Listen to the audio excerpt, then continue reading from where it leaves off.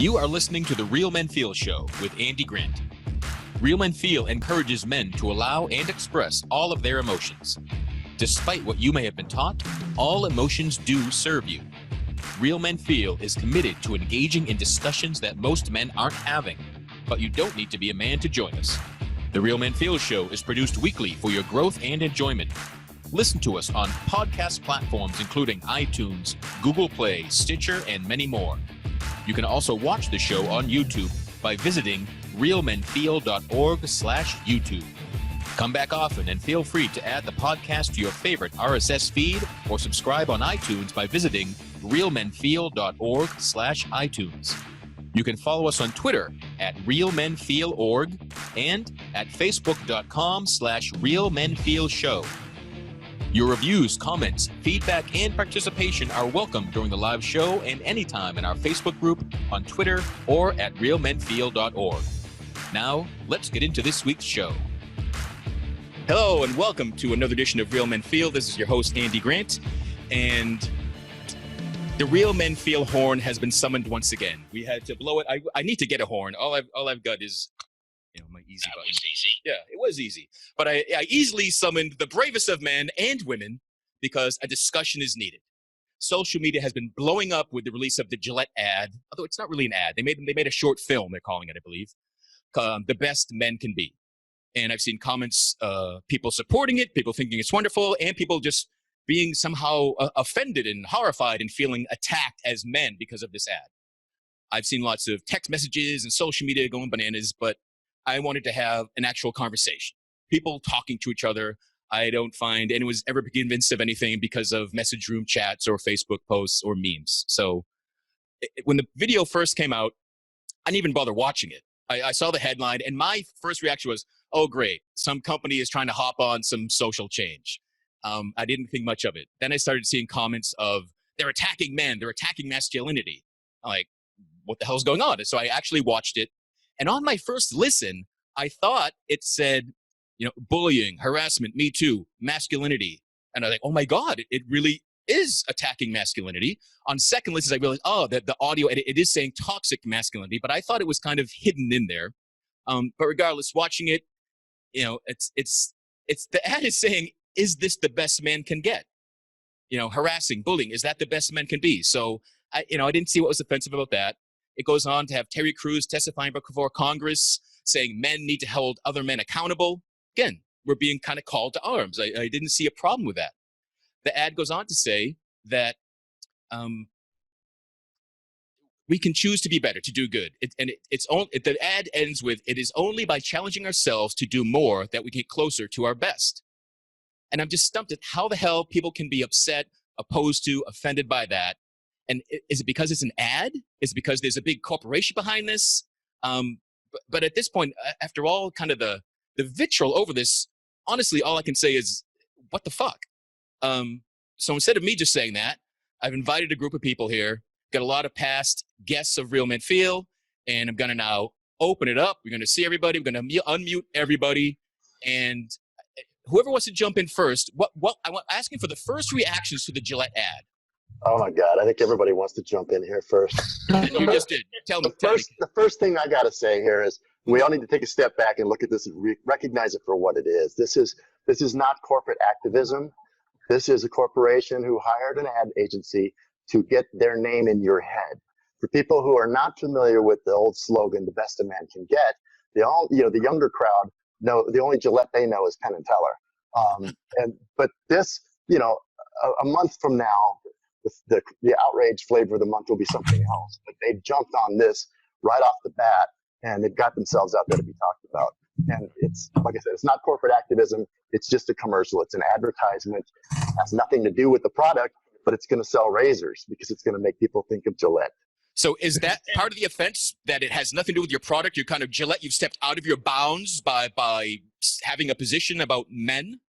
I think so. I think a lot of people, it's the same people are offended at this that are offended at celebrities for speaking their minds when it comes to political issues.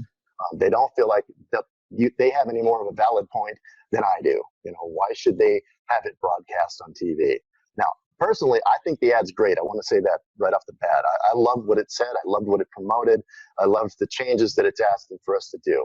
Yeah, but I think the only change that Gillette wants is for me to make sure that I'm, clean shaven with their razor, and that ain't going to happen anyway. But I do like what they did with this. I think it's very well done. Okay. I was going to say, Kenny, you have it exactly right. I was talking with I have a lot of millennial friends, and the first thing that they pointed out is Nike started a trend with the whole Kaepernick. Yeah, exactly. And what they did was, what they're actually saying is that they actually understand that a younger demographic is actually what they're targeting here. So all of the outrage are from older white males that are feeling attacked, yet Gillette, Nike, both of them actually hired a actual ad agency and said, hey, this is going to cause outrage, but you're going to hit a different target demographic. So the actual demographic that they're actually speaking to are not the ones that are actually getting outraged. It's actually the ones that are going to actually remember. Agreed. Brian? So I just wanted to point out that I think it's kind of crazy that there are 8 men on this thing with all varied amounts of beards talking about razor blades. I was going to say. I have to shave right here. Your point is invalid. You have a beard. What I wanted to say, and I think, yes, this is crass commercialism to kind of point in and take something on a social media point. But as the guy, well, okay, let me first, because you said introduce ourselves. So I'm Brian Cardoza. I'm a speaker, survivor, author, and artist. I'm a survivor of childhood sex trafficking, physical and severe mental abuse from 6 to 15 years old. And that's what I get out and talk about. And I talk about the subjects that people don't want to hear about. I talk about the subjects that people don't want to have conversations about. And what I loved about the Gillette commercial was it brought, even though it was crash commercialism, it did actually start a continuum of a conversation like the one we're having now. And that in itself means not only did the ad work, but it's actually continuing to work. And if we continue to have conversations that make us uncomfortable, then maybe not man can be the best we can get, maybe humanity can be. Right on. Cool. Thank you. Well said. Ami, you wanna jump in? What was your reaction to the ad? Well, so I'm Ami. I have a podcast, One Broken Mom. And honestly, as a woman watching it, my first reaction was, and I still tear up. Like, I've seen it like 4 times. I keep replaying it. And like emotionally, I'm really moved by it because I have a son. And, I remember after the Me Too movement was really kind of out there, and that's a little bit for the baseline for this, is that they're responding to the Me Too movement and this whole thing of, we need to do better with our boys. And I remember there being this pervasive conversation of we need to just teach boys how to respect women more. And I've always believed to myself that I don't think that's entirely the men's job to do that. And so while this ad gets there, the first thing that I came to is I like it. I love it. I love accountability. But I also think that that's not going to be enough, and that there needs to be, I don't want women walking away from this ad going, yep, there you go, guys, take care of it. This is all your problem. And, be an example. We have an obligation in there, especially as mothers and as wives and partners to men that want to step into that role and feel like they're ready to do that, but yet may not have entirely all the tools available to them. And a lot of that comes from support from their partners. And so, I didn't see the offense, but like you, I was just kind of like, why are people pissed off about this? And the corporate piece of it, I totally get that. And, I actually work in marketing as well. So I understand, tugging at the emotional elements of it for the sake of, getting a brand out there. But I love public disruption. I love the fact that it got everybody like fired up. It's like why you hate protesters, at riots and stuff like that. Well, they get you talking because the other movement is happening off camera, by other people. So this is one of those things that I think that's actually stirring it. But yeah, I mean, like I said, I watched it right before we did this just to refresh it, and I couldn't help it just like, kind of tear up a little bit still about it. Yeah, when I first saw it, I jokingly thought to myself, well, who's going to boycott Gillette because of this? And then I saw people were. I was like, but again, I didn't, as Ken mentioned earlier, I didn't think of the demographics. And is it are the boycotters of Gillette razors the old white men that are dying anyway, so they don't care about them and they're going after the new? Go ahead, Ken. Yeah, I was just going to say, I think that the people that are actually upset about this are the same people that were bothered by the Me Too movement anyway. But I think when they take the phrase toxic masculinity, all they're seeing is masculinity, and you've put an adjective in front of it that makes it poisonous. Now masculinity is horrible for them. They don't understand there's a difference between just masculinity and toxic masculinity, that they're two separate things. They're intertwined, but they're not the same thing. Right. I agree. Yeah. Oh, I'm sorry. I was just jumping in. Like, wanted to say, like, I love masculinity, so, and having to make that distinction. Yeah, I see a thumbs up out there. It isn't the same thing, and just like when we talk about, I'm not going to throw feminism into it, but, there are these polarizing terms that seem to have, adjectives are not in front of them. They definitely do kind of raise everybody's ire there. Feminism doesn't need a word in front of it to get everybody pissed off about it at times as well. So, but yeah, no, I don't think masculinity at all was being challenged. I didn't view it that way. But I know that other people may have, like you said, Kenny, they can't see the difference between the two. So Poison, I imagine, Poison is part of the Mankind Project. I imagine you've heard a lot of talk about this. Can you share your reaction and what you're hearing on the street? Holy fuck, have I heard a lot of conversation about this. As soon as it dropped, I started getting emails from across the country and then from around the world, and then started getting mentions in these. I've had a couple of newspapers reach out to me for comment on what I'm seeing and our take on it. And a couple of things I wanted to say is, like, I'm going to go back. I had a conversation with Unilever's marketing division 3 or 4 years ago about their rebrand of Axe, when they did the Be Your Unique kind of campaign that they did. So, and then Dove Men Plus Care jumped on board and they grabbed a hold of a whole new social movement. Harry's, the razor company, did Justin Baldoni's whole show that he's got around the round table. So, advertising firms are recognizing that there's a positive bottom line to being on the right side of social issues, of some of these social issues. If you say toxic masculinity in any of these forums, you are going to get piled on. That is just the way it is right now. I agree with a lot of, like, it's not their demographic, it's not who they're marketing to. And I also want to say that you can't have the long, slow, painful conversation in a 1.5-minute segment. Right. Like, this is a long, slow, painful conversation that we're going through as a culture. I'm really glad we're going through this conversation as a culture.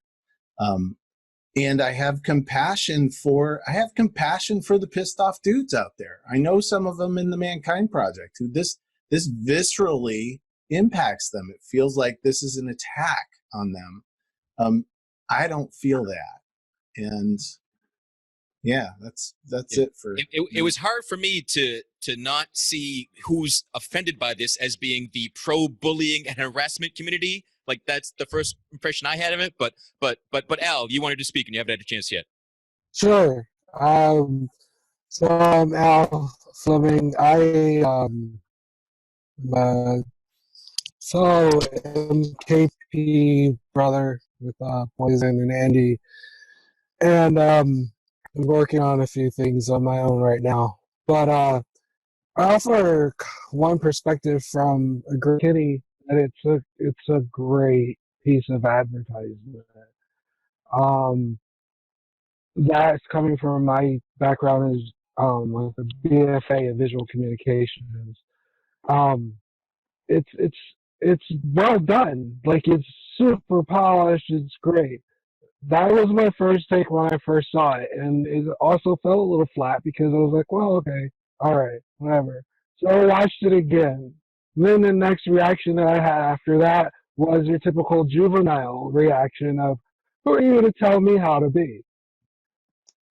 And then I watched it again. And my next reaction after that was, well, there's only at least one person that represents someone that looks like me in that ad. And it's nice that finally other people that don't look like me are being labeled what I've been labeled since pretty much I was born. So that's why think about it at the same time. I'm like, get over yourselves, people. I mean, with growing up, my family always taught me that you have to have each other's backs. You have to look out for each other. You have to tell each other when you're not on point. Okay, no matter what it is. I was always taught you don't do a lot of the things that are in a commercial, and I firmly still believe that. Use your words. You don't need to use weapons. You don't need to use whatever. It's not a pissing contest, okay? Um, but from my perspective, being a black man, this is a time when other men that don't look like me, meaning most of every other guy on this panel right now, are finally having fingers pointed at them in their actions and their behaviors. And like juveniles, they don't like it. And they don't like being told what to do. I'm done for now. All right. Well Thanks, said. Al. Anthony? Hey, Anthony Simeone, Live the Hero is my website. Definitely into talking to men about heroic masculinity versus toxic masculinity. I'm trying to change the conversation. I think toxic masculinity has been politicized and run away with, and it's become a catchphrase and a charged word.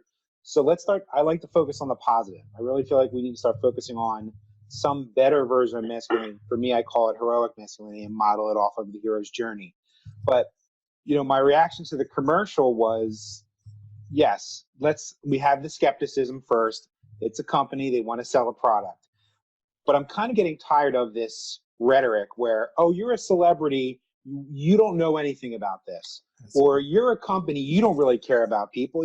Listen, I've been getting treated by trolls as, oh, you have a BA in English, you don't have a psych degree, you don't have this degree, that degree, that degree. Who are you to start talking to people about how to be a better man, Fatso Anthony, who's sitting behind your computer? That's what I've been attacked by trolls. And you know what? Hey, aren't these people who are mostly conservative Republicans, let's also put it there, they're usually the ones that get rhetoric, get up in arms about anything about telling you how to be. But aren't they the ones who preach about personal responsibility, pulling yourself up by your bootstraps? So I'm getting the Goodwill Hunting version of education. I'm going back to school. I'm reading a lot of books, so you don't have to. I'm collating a lot of information from a lot of different philosophies and disciplines, from sociology to neuroscience to sociology to psychology to philosophy, and I'm collating it together because I care about other human beings. So this rhetoric that just because you're a company or a celebrity or whoever you are, you can't branch out and be cross-disciplined and start getting into something that makes you passionate, forget about it. Look at Terry Crews. I didn't think I could have a bigger man crush on Terry Crews than I do now, but I love the guy to death. Yeah. And it's like Terry Crews is, he's a huge dude who could kick any of our asses right now in any of the guys here. And yet he's this sensitive, he is a whole integrated human being as far as I know. I don't know him personally, but he comes off as that.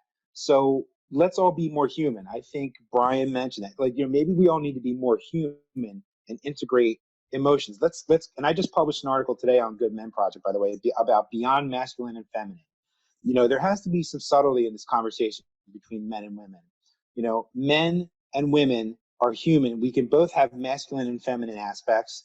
Nobody wants to really eliminate what it means to be a man or a woman biologically. There's no kind of weird Orwellian thing happening, but I feel like there's a lot of this conspiracy theory about how men are trying to be eliminated and there's a war on men. And so I think we just even need to stop using toxic masculinity in general and just move on to something positive. Right. But the ad, I think it was great. Beyond, yes, the skepticism of it could be crass consumerism.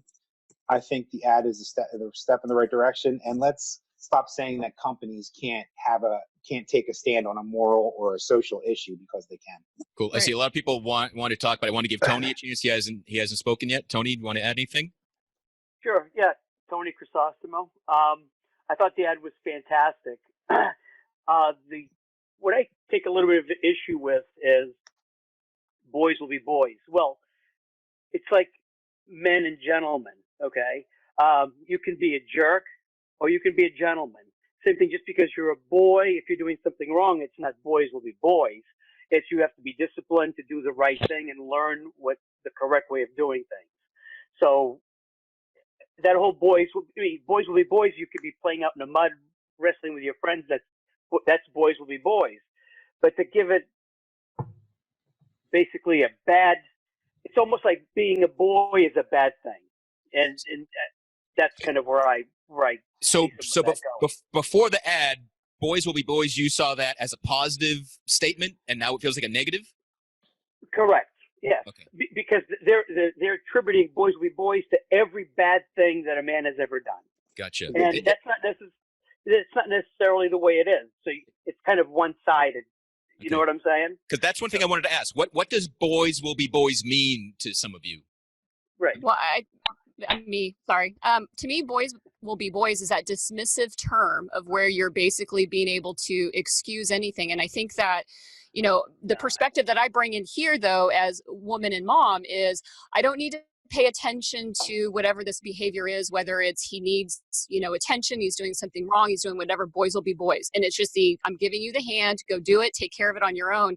And I think that's the wall that was being built that some of us are, beating our heads up against right now. So I don't think that I think today challenging it has merit only because we've used it as the excuse of not taking enough responsibility through the nurturing of our boys, because we've just said, listen, no, boys don't deserve anything extra. They don't deserve any more attention because they're just going to be crazy little hellions out in the dirt anyway. So boys will be boys. Let them go.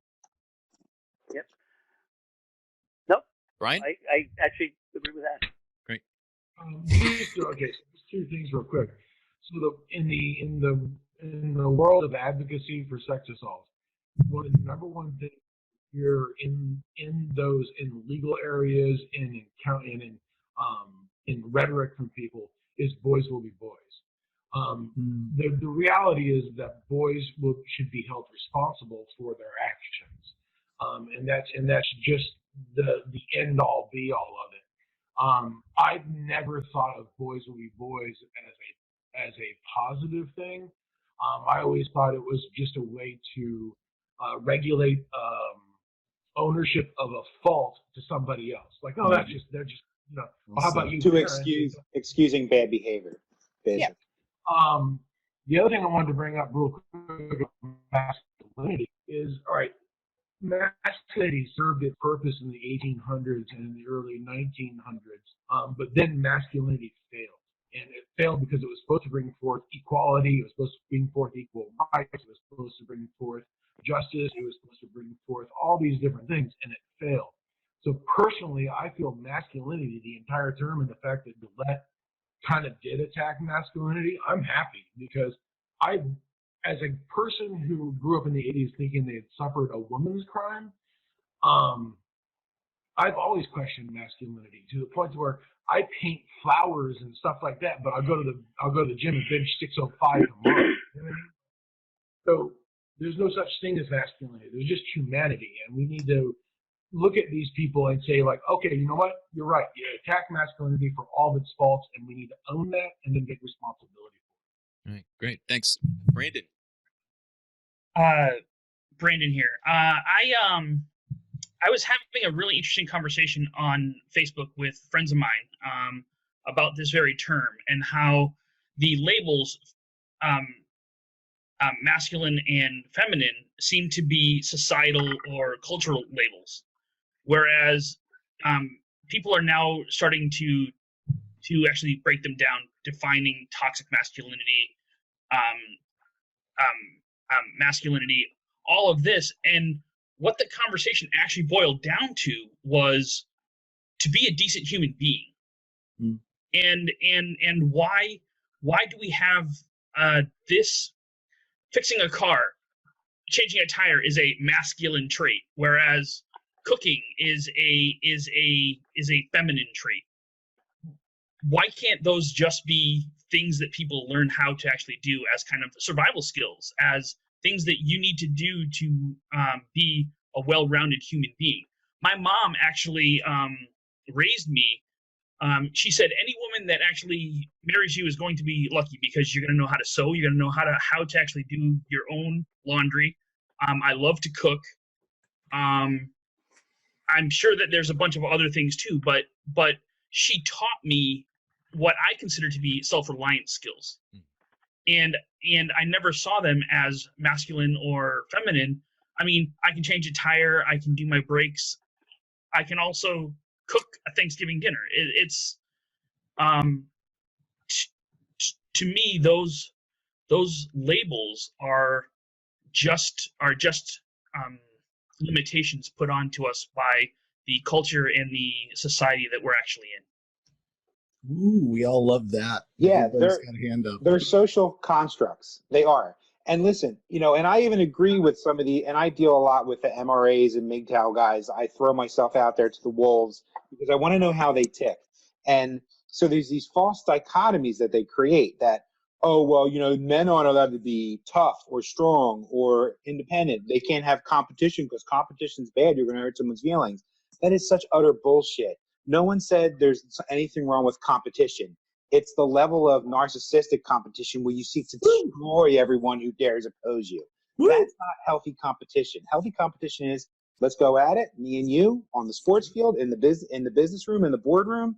That's healthy competition. Win or lose, we walk away. I learned a lesson. If I lose, you win, etc. Next time, I'm going to try harder. I'm going to be better. Instead of, you defeated me, I'm going to destroy you. That's that's toxic. That's toxic competition. That's toxic competition. And if you don't know that, you're willfully blinding your brain. Woo!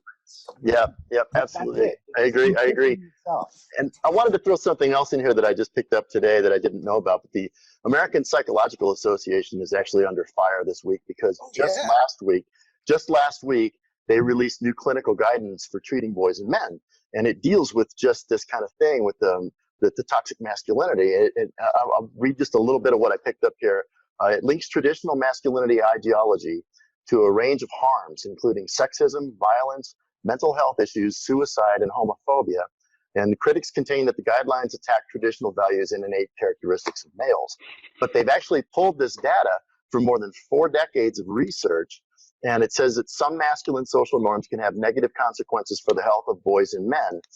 Key among these harmful norms is pressure for the boys to suppress their emotions. The common refrain, boys don't cry.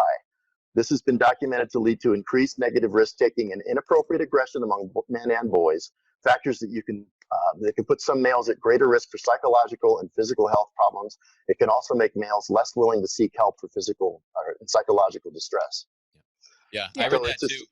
And and I can see how that can feel like an attack too. Nobody wants to think that their parents taught them things that made them be less happy or successful in life, and nobody wants to think that they've taught that to their kids unknowingly, unconsciously. But that's what the research is showing.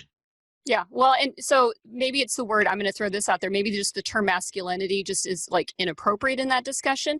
But, the biases and the myths out there in terms of how we've been parenting and child rearing kids for a few generations now, there's validity in there. It's the idea that boys and men don't comprehend, don't have the brain for emotions. Therefore, I don't know that they're told as much as that they repress it.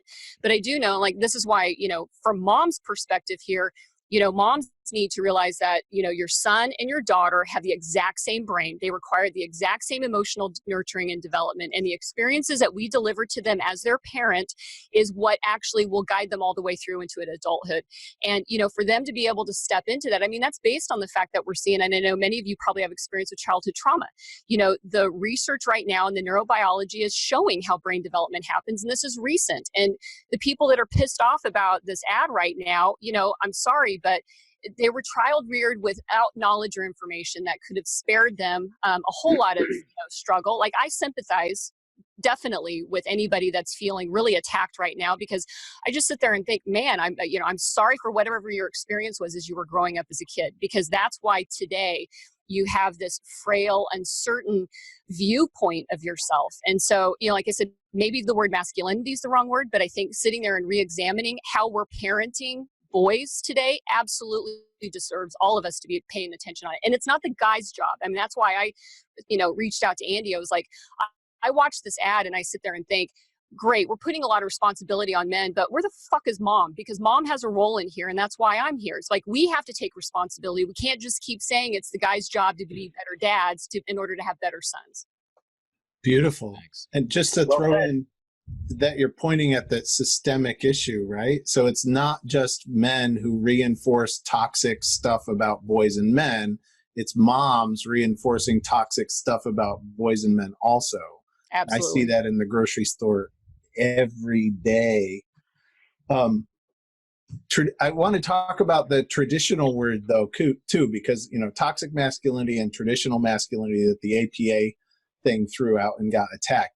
Those APA guidelines actually got published like 2 years ago, but they just wrote the one page.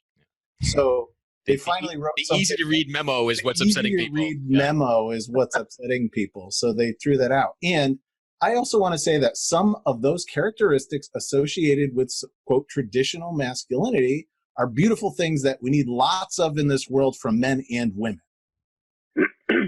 You know? Such as, give me an example. Such as clear boundary setting, such as honesty, such as going after what we want, such as, you know, all of the things that have gotten labeled as like men are this way, men are this way, men are this way, women are this way, women are this. They're like bullshit. Men and women are this way. We need all the best of all that stuff together, so that we can, you know, not commit suicide as a species on the planet. You know, I think part of that too is definitely an upbringing issue. I grew up in a small coal mining community in southern Illinois, about 10,000 people, and there are just these two boxes that people have to fit into in small communities. It's a masculine and a feminine box, and I think I've seen the negative comments from the women on this ad too, which surprises a lot of people, but it doesn't surprise me knowing where I came from. I want to call it an internalized misogyny that these women have in small communities, because they don't understand that if they're not pretty, feminine, dainty, look pretty, fall down and twist their ankle and let the guy help them up and let the man make the decision, and in a very biblical sense, you know, they submit to everything the husband wants, because if they don't know how they have value. They don't know how to get out of that box that's outside their comfort zone. It's all they've ever seen. It's all they've ever known. They've watched the women in their families be these people, and they've learned how to be that way, and they don't know how to be something else. And it's very uncomfortable to try to get themselves outside of that box. Yeah, no, I see that and agree that. And Al, I know you're trying to get in here. Yes. Where am I at on it? So much, such a wealth of information. So here's my take on some of this. Thank you, Brandon, for bringing up that we're just human beings, and then all who have echoed those sentiments. This issue of toxic masculinity, and this is just my opinion, just from me and based on my background and growing up. Both men and women have created this. I grew up listening to, I'm a woman, so I can't pump gas. I'm a woman, so I don't know how to change oil on a car. I'm a woman, so I can't go and visit my friend that lives 3 states away by myself. I could never do anything like that because I'm a woman. These are things that came out of my own mother's mouth, okay, on a regular basis. And then it was on the opposite of, well, you're a guy, so whatever, all the typical things. You don't show emotion. Stop crying. There's nothing to cry for. Well, I will give you something to cry for. You know, all those different things.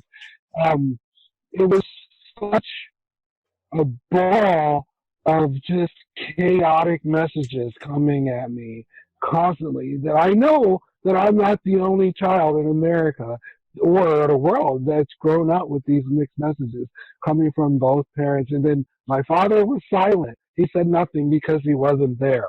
Okay. I echo that song from Austin Powers. So this stuff is on all sides. It's a us versus them mentality in every single thing. And this is the backlash that we're seeing. You know, don't tell me what to do. You know, and all the, you know, well, the women, I'm not surprised there are women who have reacted negatively to the commercial.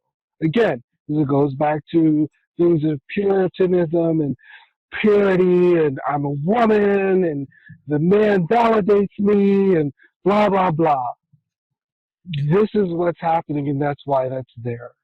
Yeah, it doesn't matter if you're a man or a woman. You can be a narcissist. You can have a fragile ego. You can be so inured in these traditional roles that, human beings are paradoxical animals. We want novelty, novelty, novelty, but we also want no change and utter comfort and stasis as well. So it's that animal, the paleo mammalian brain, the old brain that wants this stability and safety and no change. But then there's the part of us that's restless and wants to move because we had to move. Our ancestors had to move to survive. So we're paradoxical creatures. But, so we want these traditional roles, but they grew out of, there are biological differences between men and women, and it's okay for a man to have a need for competition and to kind of, strive and to struggle. But it's okay for women to do it as well. So that's not masculine or feminine, that hero's journey, like I keep going back to. It's to strive and to overcome and to grow and to evolve is a human thing. So returning the whole story back to humanity, because there are biological differences. I even think that yes, men can have a predilection towards those behaviors that our ancestors for men made them more successful with mates, of being bigger, stronger. But our societies took that and ran with it and mutated it into these societal roles for men. And then the same thing, yes, women bear the children biologically. They're supposed to be nurturing to a point. But again, societies took it and ran with it and mutated it and bloated it into these roles just through the dark side of our human rationality. So if we don't remember that we created these things and we deified masculinity and femininity into our gods that we created over the millennia. So, and we have forgotten that. So we have this amnesia that we created these roles. And yes, there are biological differences between us, but the humanity is what we share between men and women. And we can strive and do the same things positively. And we can also suffer the same negative things like fragile ego and fear and narcissism. So it goes back to humanity and coming back to our shared humanity. Cool. There's one thing I saw. I saw a woman post this, and I want to get everyone's reaction to this. But I saw a woman post that complaining that this Gillette ad was adding to the pussification of men. And haven't we had this conversation already? Just like, but I just want is the new? What is the reaction to that? Is that a surprise? I was surprised to hear that from a woman, but then based on what Kenny was saying, if someone's it's the woman boss. It's not shocking, but when I hear something like that, my first response is what? And I can't stress this enough. The fuck? Why would you feel that way? I mean, it's not taking the man out of the man. It's putting the recognition of the woman into our psyche and the recognition that we have kids that we're making an impression on, and we have to make a good impression. We can't all just treat everybody else like crap because we're the man. And that's the way it's always been, but it's time for that to change.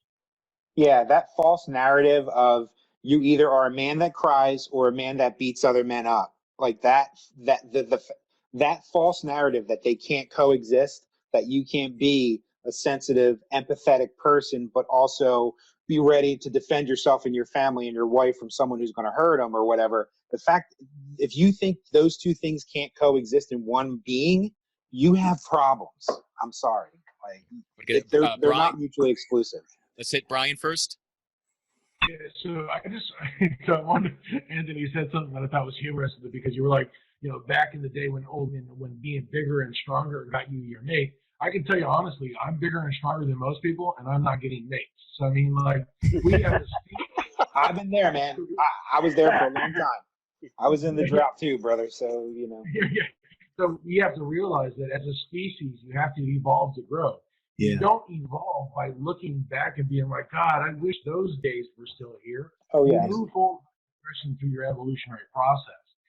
And, it would be really helpful if we had like a troglodyte here on the panel, but everybody agrees. Yeah, I did my best. I was sure I would have had one, but. So, and when people talk about the pussification of man, honestly, I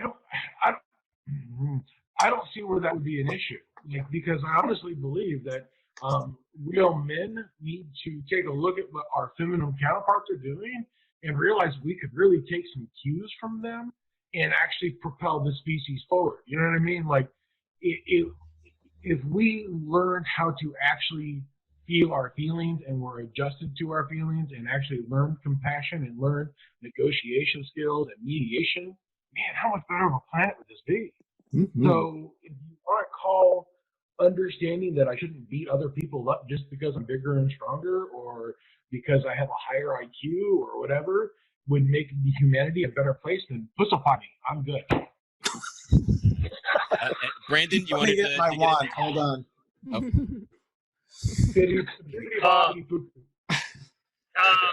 Wow. I have so much to actually say about, I don't know, the last 10 minutes. I'm not even sure where to start. So actually my wife once brought up how everybody's derogatory. If you are a sensitive man, you're called a pussy. Yet, if a man gets kicked in the nuts, he will drop faster than a sack of 50 pounds of rocks. Yet, you know, this came from my wife, so the fact that I'm going to say this, a pussy can take a pounding. That came from Betty White. Today's Betty White's birthday. Yeah, so 97 today, yeah. Yeah, I mean, that to me is completely mind-boggling. And I'm a combat veteran. I come from the military side of things. I've seen what is considered to be the prime alpha male mentality, and I have seen that person break down and cry in tears, holding their best friend in their arms, watching them die. It's to say that you can't have one without the other is completely false. In fact, to cope, you need both. Bravo. You need to be able to, I don't want to say the word compartmentalize, but you need to be able to differentiate between the warrior spirit and the compassionate warrior. You need to be able to have that mentality of protecting what you have to protect, but at the same time, being vulnerable in order to understand and have empathy for human beings that you are in contact with every single day. Bravo. Exactly. Yeah. At the same time, though, for me, the fact that a woman said, you know, it's the pussification or whatever of men, right? To me, so many women say that they want men to be more sensitive, they want men to be more attentive, more caring, you know, be in your feminine side a little bit more often, this and that and the other, right? But then at the same time, they still perpetuate, you know, all the other aspects that is what's supposed to make up a man. Yeah. You know, none of them make sense. And this is what I'm talking about, these chaotic messages that come out. What we were talking about, men have been raised with mixed messages and women too. So, you know, we can, if we can recognize we got mixed messages of what it means to be a man, but then go, but woman, why haven't you made up your mind? And, you know, we're all human. We've been raised in the same society with mixed messages around freaking everything we're expected to do. Yeah. Exactly. I think you know, when you talk about, I thought it was interesting that my first impression when I saw stuff like that, where, you know, start saying you're a pussy, is that we're taking part of a woman's anatomy and now it's a derogatory slang for a man. But then again, I realized quickly afterwards that if you call me a dick, it's still another derogatory slang. So I guess we're even on that one. Well, you are though, aren't you? Pretty much, yeah. Yeah. Amy. Me. I mean, close.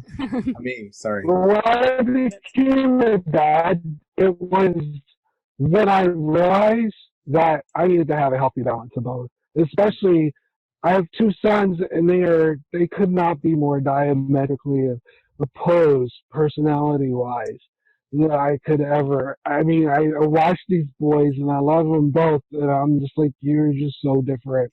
Like, so different. It's weird how different you are, but yet you're so much alike. But I have to, and now I have to approach them in different ways. I once said that I had to approach it in a way where it was a little softer, so to speak, a little bit more calm, civility in my tone, and things like that, so that I could get through to him. The other one, I could say, just fuck it up, bucko, go to your room or whatever, and he was good with that, learning how to show my love or my discipline or whatever to my boys in the ways in which spoke to them is where I figured out, oh, wait, this is what I have to do in general in life just to be a decent human being.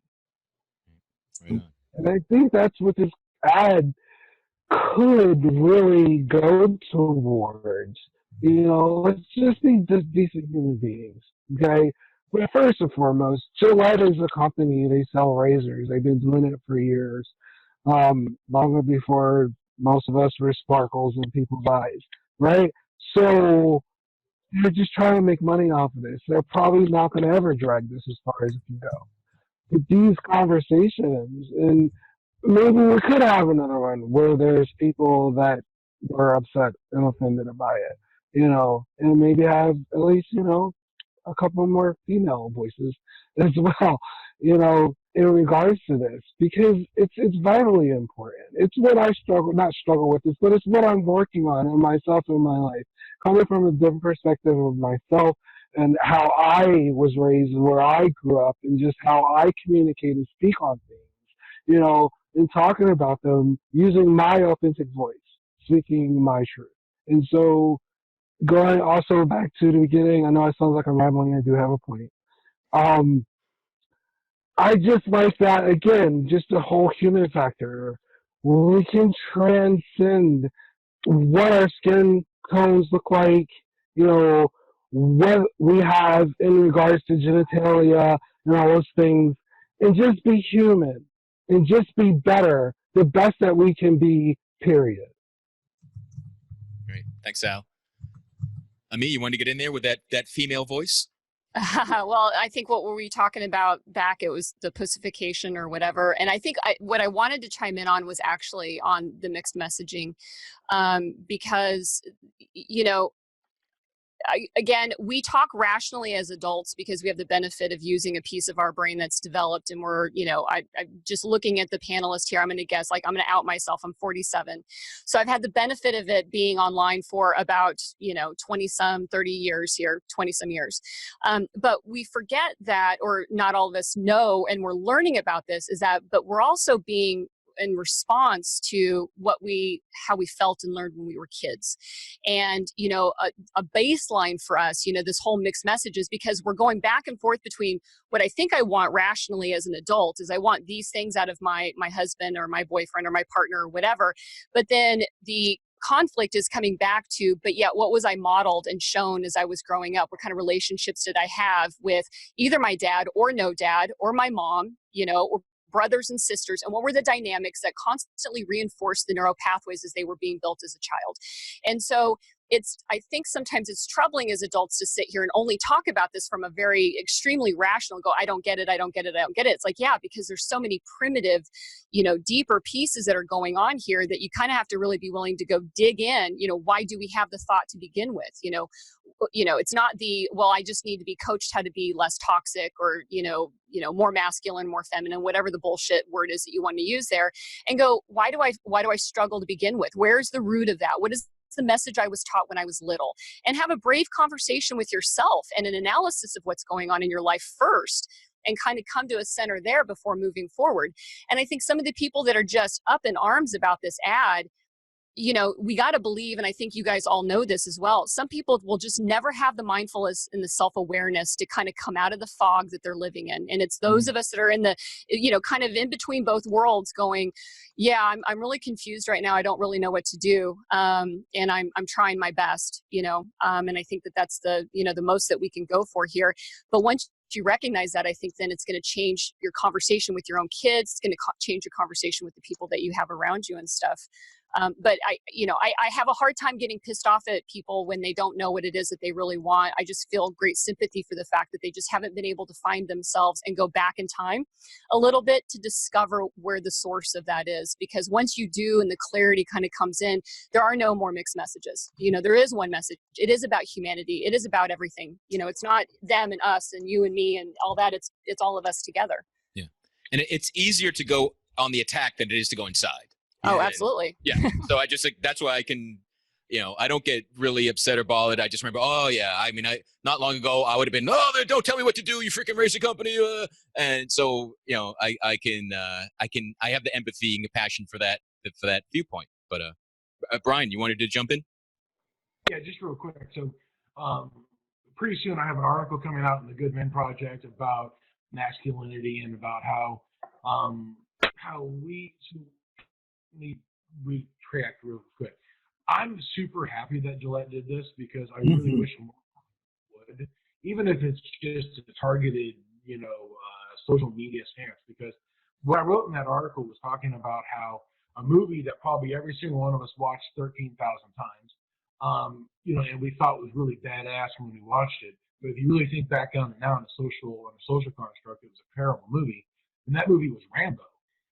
We learned in that movie that if you are a Vietnam vet with mental health issues and homeless, that the solution is to go get guns and start killing everybody in the town. Instead of actually talking about what happened to how we as society failed that vet.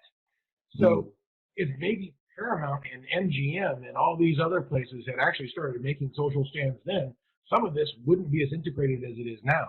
So I personally am glad that Nike and Gillette are doing this. I just think they're 20 and 30 years too late. So maybe if we can get more companies to start doing this, we can be empowered versus disintegrated. Yeah, I don't think we can expect corporations to lead the way to change. Yeah. But it's up to us. It's up to the individual, right? Be the change you want to see in the world. But they will jump on the bandwagon once they find out they can make money on it. Yeah, no, and I agree. And it'll be interesting to see because Nike did end up being profitable even after seeing, old white guys burn their Nikes. Their stock rose. They had better sales. So it'll be somewhat. It's less interesting to me what happens to Gillette. More interesting what happens to this conversation. But well, it cracks me up watching the old white guys burn the Nikes. They're burning the product that they already spent the money on. First of all, what? Well, yeah. It's better than planned obsolescence. Yeah, exactly. Let our customers, they destroy it, then they have to buy more. But yeah, I mean, if Trump and his administration can use the platform of the president to put forth their rhetoric and their beliefs and their societal mores that they want to espouse, a company can do the same thing. Again, I think it's BS. Everybody does it. Everybody uses, if they have a position of power, whether it's corporate, political, I don't care what it is, they're going to use it to espouse and push for some sort of rhetoric. So this bullshit, a celebrity, what do they know? Or a celebrity. Anyway, if you have power, people have always used their power to espouse a rhetoric. It's crap. And just because you don't like it, then you get to say, oh, well, you're just the X. You don't know anything about that, so shut up. I wanted to say something. I don't know if any of you guys have read the book, but I read this many years ago. It's called Doing Democracy by Bill Moyer. So if any of you it's a non-psychology book. So all of you guys out there, if you're not into non-psychology books, but one of the things that's really important about the discussion is that social change takes time and it takes 5 players in order for it to happen. But when you actually turn the corner is when the public discussion starts to happen, when the every man and woman is sitting around and the topic has become a part of our daily conversation. And the way it becomes a daily conversation is when somebody does something to inflame, and you've got politicians doing their part and educators doing their part with policy development, but you never really turn the corner until all of those pieces come together, whether you like them or not. They all have a powerful piece of actually creating movement. And I think, these ads, they're great when they piss everybody off because they do get discussion. And then you start to sit there and go, well, we can have a civil conversation like we are right now, which is fantastic. And more people have the civil conversation. Then mental health awareness becomes like a really big deal instead of the stigma that we're all been fighting against, right? I mean, we're all on the same mission here, right? Yeah. And so bring it all in, piss people off, get us talking about it. But, Facebook right now is lit up on a conversation about what does it mean. And, the viewpoints all vary, but we're all talking about it. And I think that that's actually the wonderful part of it. I'm dying to hear what Tony has to say. He hasn't spoken the entire time. I'm thinking he's taking notes and he's going to blow us up at the end of the meeting. Not Actually, if you watch the commercial and you really listen to it, basically it's saying raise your boys to be men and don't raise them to be dicks. Because you know what I'm saying? Yeah. It's not. There's nothing to even be pissed off about that commercial. It's just saying raise your boys to be men. Don't. If your kid is bullying somebody, or if your older son is grabbing a girl's ass, then he's not a man. He's an ass. So you did a bad job. And again, no one wants to hear they've done a bad job, but it was also a call to men to police ourselves. Like, let your buddies know, hey, that's going too far. Because I'm sure we've always thought that, but we haven't expressed it. Because it does. It takes a brave step to go to speak your truth when you're confronted with someone doing the opposite. Yeah. And that's what we're being asked to do. Yep. Huh. And we're being asked to shave more, I guess, too. Yeah. Not gonna happen. No. I mean, the top, yeah. Yeah, I went electric a decade ago, so I don't know. I can't help. Oh, I can't do electric. Within 2 hours, it's all like, Yeah, bring up the electric again, Andy. Bring up the electric cars. My car shaves me. Hey, what's wrong with electric cars? Yeah. You got 2 Tesla owners on this call, Brian, so be careful. Oh. I can't tell you the last time I looked at a razor at all. I mean, Well, I looked at one this morning. So, Governor Mike Huckabee actually tweeted, "Get woke, go broke." And then you see Gillette might be next to suffer that fate after video by female director Kim Gehrig depicting oafish male behavior and lecturing men on toxic masculinity. Time to sell my Procter & Gamble stock? Why don't they sell soap, not their soapbox? I still like how Not the demographic. it's people that want to be offended. Like this commercial is asking questions. Can we do better? How is that a lecture? It's asking questions. That's all it's doing. They're going to be okay. Gillette and Nike are going to be all right. Gillette, we're going to still win the Super Bowl this year, and we're still going to do all this stuff. So, I mean, we're going to be good. So you don't think that the backlash is the decline of Western civilization? It's not the end of mankind? I don't even understand why there's a backlash. They're saying raise your child right. What is there to have a backlash about? Don't tell me how to raise my child, you I was going to asshole. say, The man that's boycott. exactly what it is. It's people what is right. And Yeah, they're not even telling you they're not even telling you how to raise your child. They're just, pointing out the obvious. It's so obvious, it's ridiculous.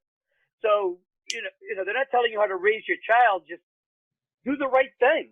Yeah, it's almost at this point, it's the politicians that now jump on this and talk boycott. It's like, oh boy, they are the total bandwagon jumpers of the last to be on some cause too late, I think.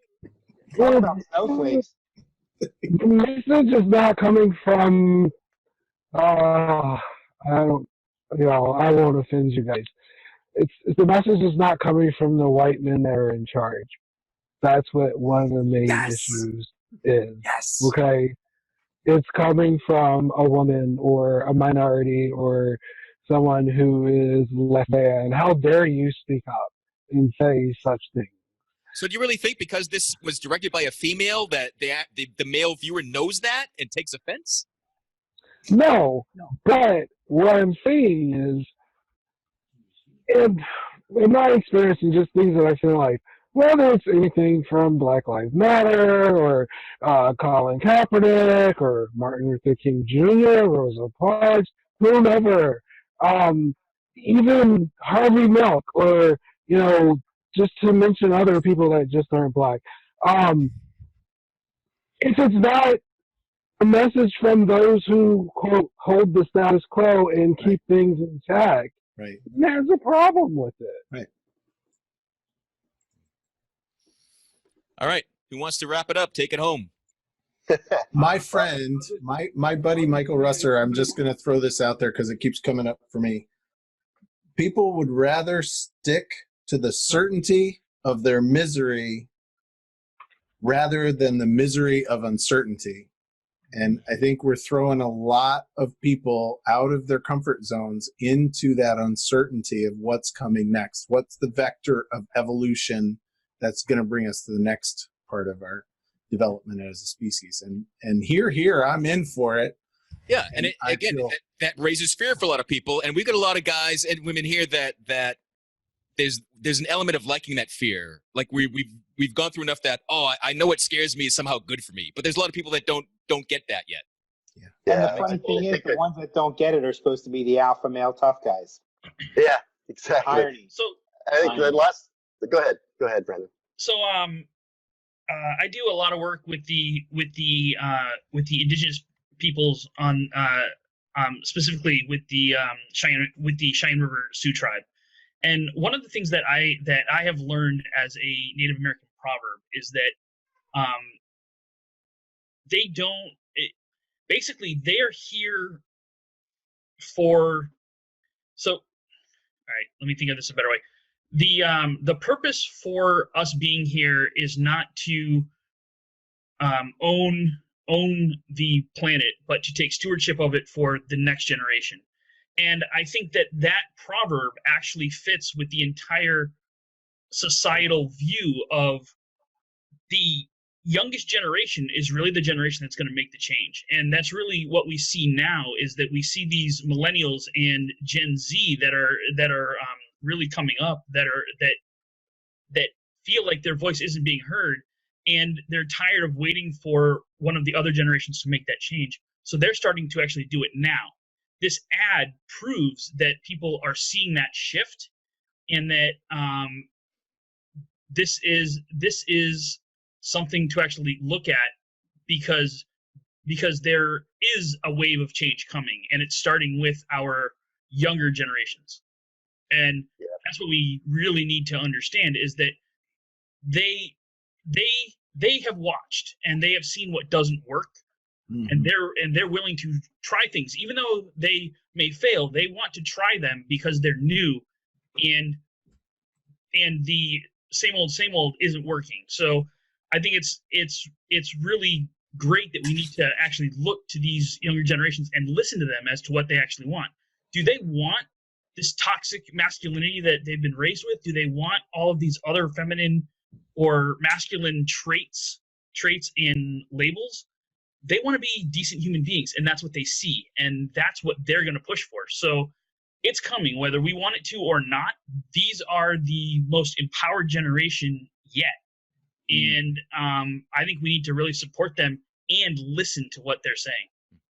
Right. Yeah, I agree. And I think what you said in the beginning there, I've heard something similar to it. It's that we don't own anything. We just borrow it all from our grandchildren. And I think the last thing I want to leave here is, for whoever's listening to this podcast, I want to make them Google something.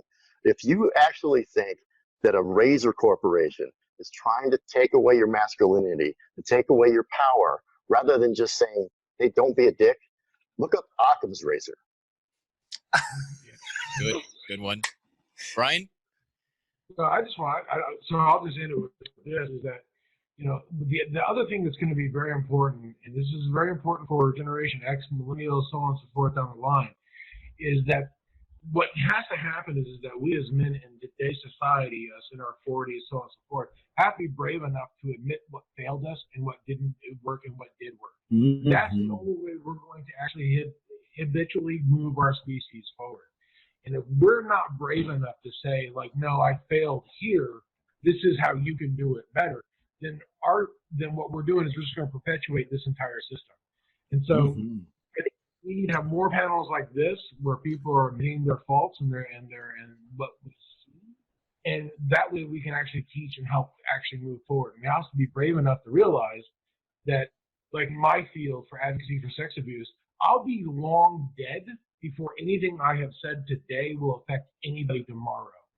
So we have to be willing to sacrifice to that level. And that's just the way that is. If we're going to make our species better, we have to sacrifice. And if anybody would like to have a panel or have me on their podcast, just look me up on Facebook. Andy knows I'm more than willing to do just about anything. So But pleasure meeting everybody for my first time, besides Andy. Beautiful. And Pleasure meeting you. for the sake Well, of I enjoyed time, meeting Andy. I knew him before, just to clarify.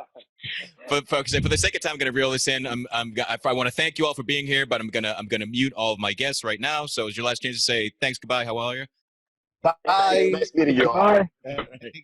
And thank you for listening. And I wanted to have this conversation to help people better understand the different reactions, their own reaction. And I know this conversation helped me. I hope it helped people that joined in on it, help it people that listened later whenever you're finding this. Because it's important to have a better understanding with people that don't agree with us. That helps all of us grow, expand. It helps us be civil. It helps this society, our community work.